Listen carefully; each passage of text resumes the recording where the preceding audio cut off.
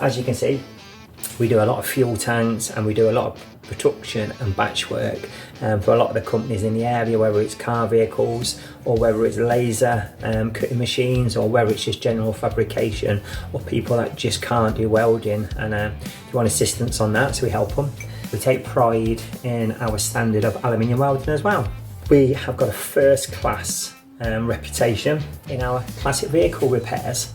So you get parts from all over the world, and yeah, there might be only one of them, and we end up bringing them back to life as if they're brand new again.